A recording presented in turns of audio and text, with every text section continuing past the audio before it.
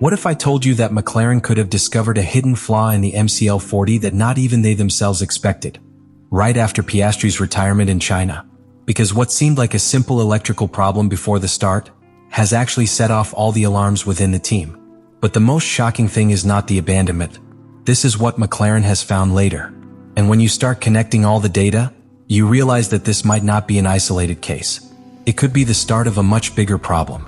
It all begins in China, but not in the race, but in that previous moment where everything seemed under control and yet it was about to completely break down. Oscar Piastri arrives at the grid after a few seemingly normal installation laps, with no obvious signs of disaster, no clear indications that anything was out of place. McLaren, a team that had just demonstrated a very high level after its recent success, operated with the confidence of someone who knows they have one of the best cars on the grid. But in a matter of minutes, everything changes. Almost silently, engineers begin to detect an anomaly. It is not something visible, it is not smoke, it is not a broken part. It is something much more dangerous in modern Formula One, a strange behavior in the electrical systems. At that moment, the MCL40 stops being a competitive car and becomes a technical mystery. And the most disturbing thing is that there is no time, there is no margin, there is no quick solution. The order is clear and forceful: the car cannot run. This is where the story begins to take a completely different turn than what McLaren wants to show publicly. Because what is initially sold as a specific failure, something isolated within the complexity of these cars, begins to fall apart as soon as the team immerses itself in the data. And in Formula One, the data doesn't lie. What they find doesn't fit the simple narrative of just any electrical problem. Subsequent analysis reveals that it was not a single failure, but a sequence. First an anomaly, then another more serious one.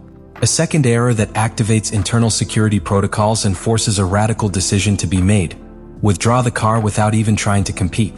This is not normal. This is not what a team does when they think they can fix something at the last minute. This is what a team does when it understands that the risk is too high. And here the first major critical point appears: correlation.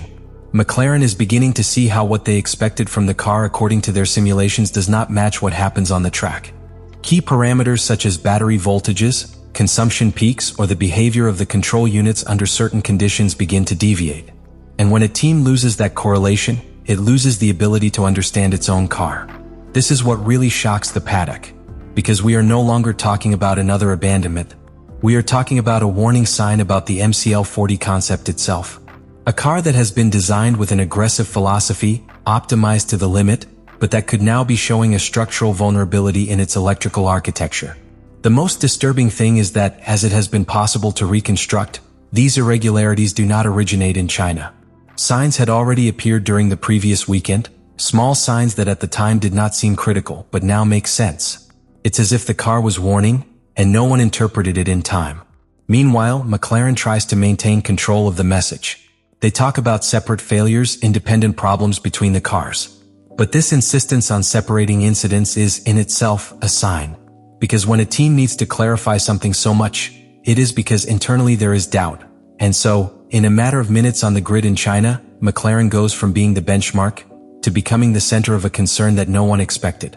Because the real problem is not that the MCL40 has failed. Now no one is clear why.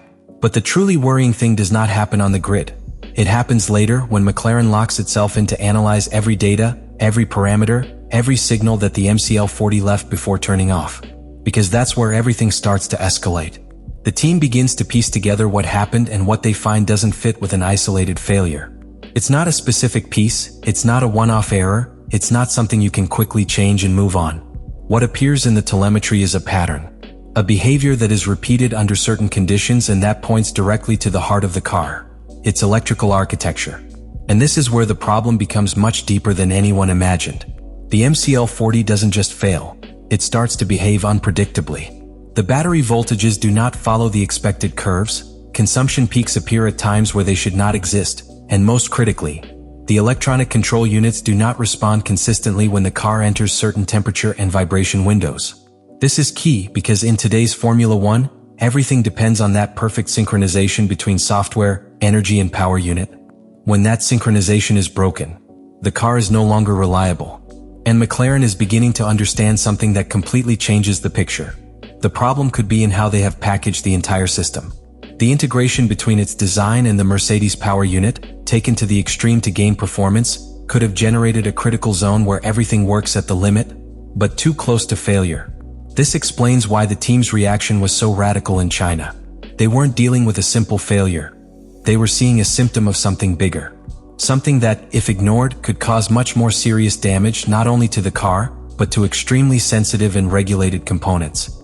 And here appears another key point that leaves everyone shocked. McLaren is left completely without race data. While the rest of the teams accumulate vital information on tire degradation, energy management, long stint pace and car behavior under fuel, they have nothing. 0 turns. 0 real references.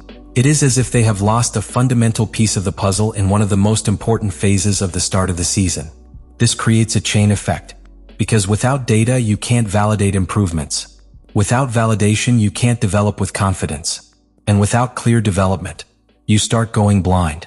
But the most disturbing thing is not only the lack of information, but the internal doubt that begins to grow within the team. Because now every historical data, every simulation, every prediction is under suspicion. If the car doesn't perform as expected in China, what guarantees that it will do so in the next race? And that's where McLaren's public narrative starts to clash with what's really going on inside. They insist that the failures of both cars are independent. They insist that there is no common problem. But the more they repeat it, the more evident the concern becomes. Because in Formula One, teams don't clarify something so much when they are sure. They do it when they need to buy time. Time to understand. Time to react. Time to find a solution before the problem becomes obvious to everyone. And meanwhile, the MCL40 goes from being the car that was supposed to consolidate McLaren's dominance to becoming a technical mystery that could condition its entire season.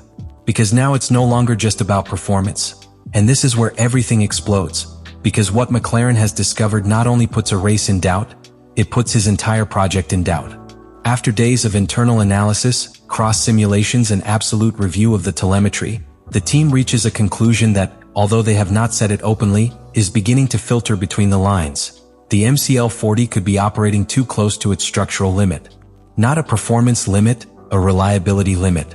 And this changes everything. Because if the problem is at the base of the concept, there is no quick solution. There's no part to change, there's no immediate patch, there's no magic update that will fix it in the next race. What they have before them is a technical dilemma. Maintain performance and risk new failures, or go back, lose advantage and rebuild the car's stability. This is where the real impact starts to be felt.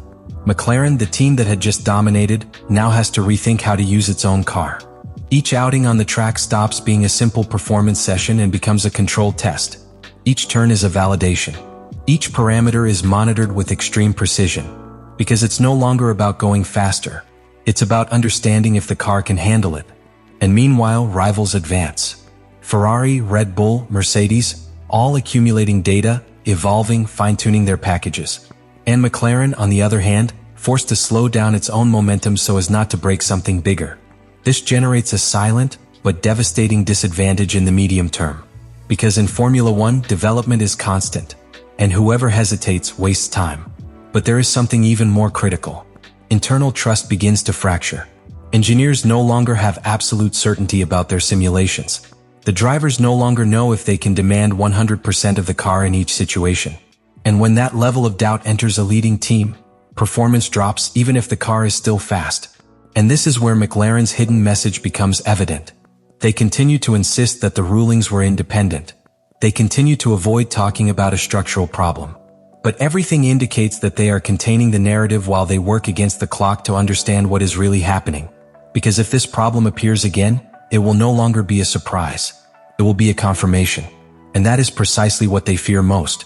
Because the MCL40 wasn't designed to survive. It was designed to win.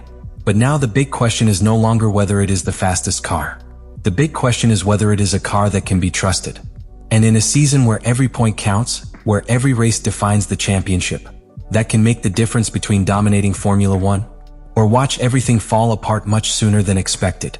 A team that came from being the reference, that seemed to have everything under control, now faces an internal unknown that can condition every decision from this point on.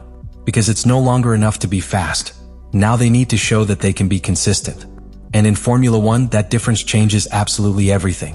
What comes from now will be key. Every session, every update, Every outing on the MCL40 track will not only be an opportunity to score points, it will be a test. Let me know in the comments what you think about all this.